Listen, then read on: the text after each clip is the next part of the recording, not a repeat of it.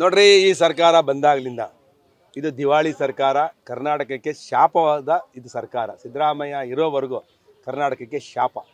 ಅವರು ಬಡ್ಜೆಟ್ ಮಂಡನೆ ಮಾಡಬೇಕಾದ್ರೆ ಸ್ಪಷ್ಟವಾಗಿ ಹೇಳಿದ್ರು, ನಾವು ಯಾವುದೇ ಬೆಲೆಯನ್ನು ಏರಿಕೆ ಮಾಡಲ್ಲ ಅಂತ, ಯಾವುದೇ ಜನಸಾಮಾನ್ಯರ ಮೇಲೆ ₹1 ತೆರಿಗೆ ಹಾಕಲ್ಲ ಅಂತ ಹೇಳಿದ್ರು.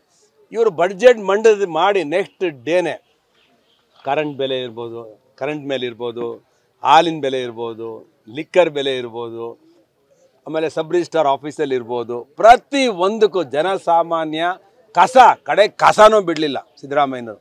ಈ ಸರ್ಕಾರ ಇದು ಹೊರೆ, ಇದು ಸುಮ್ಮನೆ ಭಾಗ್ಯಗಳನ್ನು ಕೊಟ್ಟೋ ಹೆಸರಲ್ಲಿ ಸರ್ಕಾರ ಈ ಕರ್ನಾಟಕವನ್ನು ದಿವಾಳಿ ಮಾಡುವಂಥ ಅಂಚಿಗೆ ಕರ್ನಾಟಕದಲ್ಲಿ ಸಿದ್ದರಾಮಯ್ಯನವರು ತಗೊಂಡೋಗಿದ್ದಾರೆ. ಈ ಸರ್ಕಾರದಲ್ಲಿ ₹1 ಹಣ ಇಲ್ಲ. ಇವತ್ತು ರಸ್ತೆ ಕೊಟ್ಟಿರ್ತಾರೆ, ಈ ರಸ್ತೆ ಆಗಬೇಕಾದ್ರೆ 2 ವರ್ಷ ಆದರೂ ಹಣ ಬಿಡುಗಡೆ ಮಾಡಲ್ಲ.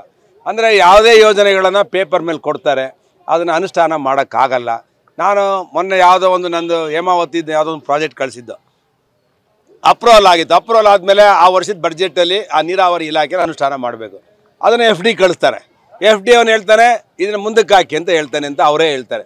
ಈ ಸರ್ಕಾರದಲ್ಲಿ ಹಣ ಇಲ್ಲ. ಸಿದ್ದರಾಮಯ್ಯ ಬರೀ ಬುಲ್ಡೆ ಬಿಡ್ಕೊಂಡು ಡ್ರಾಮಾ ಆಡ್ಕೊಂಡು ನನ್ನ ಸರ್ಕಾರ ಸುಭದ್ರವಾಗಿದೆ, ಶಕ್ತಿಶಾಲಿಯಾಗಿದೆ, ಆರ್ಥಿಕ ಹೊರೆ ಇಲ್ಲ, BJಪಿಯವರು ವಿರೋಧಕ್ಕೋಸ್ಕರ ಮಾತಾಡ್ತಾರೆ ಅಂತ ಬುಲ್ಡೆ ಬಿಡ್ಕೊಂಡು ತಿರುಗ್ತಾರೆ.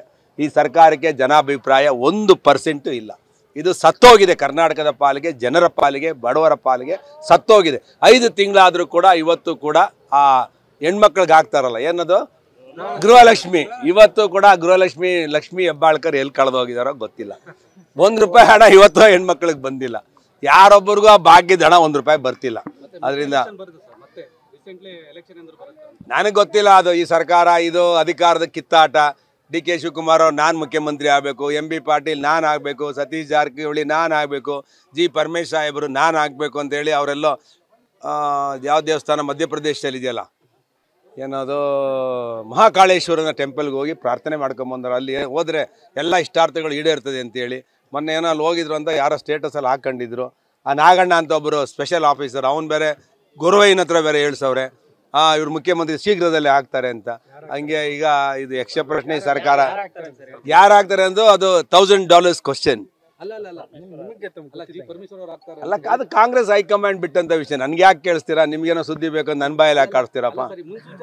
ನನಗೆ ಗೊತ್ತಿಲ್ಲಪ್ಪ. ಕಾಂಗ್ರೆಸ್ ಅಲ್ಲಿ ನೋಡ್ರಿ, ಅಲ್ಲಿ ಸಿದ್ದರಾಮಯ್ಯ ನಾನೇ ಇರಬೇಕು ಅಂತೇಳಿ ಇವರು ಯಾರೋ ಬೈರತಿ ಸುರೇಶ್ ಅವರು ಹೇಳಿದ್ದಾರೆ, 5 ವರ್ಷ ಇವರೇ ಇರ್ತಾರೆ ಅಂತ. ನಮಗೆ ಗೊತ್ತಿಲ್ಲ ಅವ್ರ ಆಂತರಿಕ ವಿಷಯ. ನಮಗೇನಂದರೆ ಕಳಕಳಿ ಅಂದರೆ ಇಂಥ ಒಂದು ನೀಚ ಸರ್ಕಾರ, ಇಂಥ ಒಂದು ದರಿದ್ರ ಸರ್ಕಾರ, ಇಂಥ ಒಂದು ದಿವಾಳಿ ಸರ್ಕಾರ ಕರ್ನಾಟಕಕ್ಕೆ ಬಂದು ಇಡೀ ವ್ಯವಸ್ಥೆನ 3ನೇ ಸ್ಥಾನದಲ್ಲಿ 5ನೇ ಸ್ಥಾನದಲ್ಲಿ ಇದ್ದಂಥ ಕರ್ನಾಟಕ ಇವತ್ತು 30ನೇ ಸ್ಥಾನಕ್ಕೆ ಹೋಗಿದೆ. ಅದೇ ನಮಗೆ ಬೇಸರ. ನೀನು ನೋಡಪ್ಪ, ರಾಜಕೀಯ ಮಾತಾಡಬೇಕು ಅಂದರೆ ವಿಧಾನಸೌಧದಲ್ಲಿ ಮಾತಾಡೋಣ, ಇಲ್ಲಿ ಮಾತಾಡಿ ಏನು ಪ್ರಯೋಜನ? ನಾನು ಹೇಳ್ದಂಗೆ ನಡೆಯುತ್ತಾ? ನಾನು ಹೇಳಿದ್ರೆ ನಿಮ್ಗೇನೋ ಸುದ್ದಿ ಬೇಕು, ನಾನು ಬಾಯಲ್ಲಿ ಏನೋ ಹೇಳಿಸ್ತೀರಾ? ಯಾರು ಆಗಲ್ಲ. DK ಶಿವಕುಮಾರ್ 100ಕ್ಕೆ 100 ಆಗ್ತಾರೆ ಅನ್ನೋದು ಕಾಂಗ್ರೆಸ್ನವ್ರು ಹೇಳ್ತಾರೆ, ಮಾಡ್ತಾರೆ. ಅದು ನೋಡೋಣ. ನಮ್ಮ ಜಿಲ್ಲೆಯವರು ಆದರೆ ನಮಗೇನ್ರಿ ಸಂತೋಷನೇ. ಪರಮೇಶ್ವರ್ ಆದರೆ ನಾವು ನಿಜವಾಗ್ಲೂ ಸ್ವಾಗತ ಮಾಡ್ತೀವಿ. ಯಾಕೆಂದರೆ ಈಗ ಸೋಮಣ್ಣವರು ಈಗ ಮಂತ್ರಿ ಆಗಿದ್ದಾರೆ, ರೈಲ್ವೆ ಮಂತ್ರಿ. ಏನೋ ಜಿಲ್ಲೆಗೆ ಒಂದಷ್ಟು ಒಳ್ಳೆ ಕೆಲಸ ಆಗ್ತಿದೆ. ಅದೇ ರೀತಿ ಪರಮೇಶ್ವರ್ ಆದರೆ ಖಂಡಿತ ಒಂದು 20% ಒಳ್ಳೆ ಕೆಲಸ ಆಗುತ್ತೆ ತಮ್ಮ ಜಿಲ್ಲೆ ಅಂತೇಳಿ ಮಾಡ್ತಾರೆ. ನಾನೇ ತುಂಬ ಹೃದಯದಿಂದ ಅವರಿಗೆ ಒಂದು ಬೆಳ್ಳಿ ಗದೆ ಕೊಟ್ಟು ಸನ್ಮಾನ ಮಾಡ್ತೀವಿ. ಏನಿದೆ ಪಕ್ಷಾತೀತವಾಗಿ ಮಾಡ್ತೀವಿ ನಾವು. ಪರಮೇಶ್ವರ್ ಆದ್ರೆ ನೋಡ್ರಿ, ಇದು ಭವಿಷ್ಯ ಹೇಳಕ್ಕೆ ಕವಡೆ ಹಾಕಕ್ಕೆ ನಾನು ಶಾಸ್ತ್ರದವನಲ್ಲ. ಇದು ಕೇಳ್ರಿ, ನಾನು ಅಸ್ಟ್ರಾಲಜರ್ ಅಲ್ಲ. Is very clear, this government will collapse with the inner fight with the Congress. ಇದು ನೋಡ್ರಿ, ಅಶೋಕ್ ಅವರಿಂದ ಮಾತಾಡೋದು ಪ್ರಮೇಯನೇ ಅಲ್ಲ. ಅದು ಕಾಂಗ್ರೆಸ್ಸಿನ ಹೈಕಮಾಂಡ್ಗೆ ಬಿಟ್ಟಂತ ವಿಚಾರಗಳಿವೆಲ್ಲ. ಯಾರು ಮುಖ್ಯಮಂತ್ರಿ ಮಾಡಬೇಕು, ಯಾರು ಎಷ್ಟು ದಿನ ಇರಬೇಕು ಅನ್ನೋದು ಅವ್ರು ನಿರ್ಣಯ ಮಾಡ್ತಾರೆ. ಆದರೆ ಮೇಲ್ನೋಟಕ್ಕಂತೂ ಗೊತ್ತಾಗುತ್ತೆ ಅಲ್ಲಲ್ಲಿ ಆಂತರಿಕ ಕಚ್ಚಾಟ ಇದೆ. ನಾನು ಆಗಬೇಕು ಸಿದ್ದರಾಮಯ್ಯನವ್ರು ಇಳಿದ ಮೇಲೆ. ಸಿದ್ದರಾಮಯ್ಯನವ್ರು ಹಿಡಿಯೋದು ಖಚಿತ ಅನ್ನೋದನ್ನು ಕೂಡ ಕಾಂಗ್ರೆಸ್ ಅವರು ಹೇಳಿದ್ದಾರೆ. ಇದು ಅಲ್ಲಿನ ಮಂತ್ರಿಗಳೇ ಹೇಳ್ತಾರೆ. DKಶಿ ಅವರು ಹಾಗೇ ಆಗ್ತಾರೆ ಅಂತ 99% ಜನ ಕಾಂಗ್ರೆಸ್ನವ್ರು ಹೇಳ್ತಾ ಇದ್ದಾರೆ. ಅದರಿಂದ ಅವರೇ ಆಗ್ಬೋದು ಅನ್ನೋದು ನಮ್ಮೆಲ್ಲ ಮೇಲ್ನೋಟಕ್ಕೆ ಗೊತ್ತಾಗುತ್ತೆ. ನ್ಯೂಸ್ ಫಸ್ಟ್, ನಿರ್ಭೀತಿಯಿಂದ ನಿಮ್ಮ ಪರವಾಗಿ.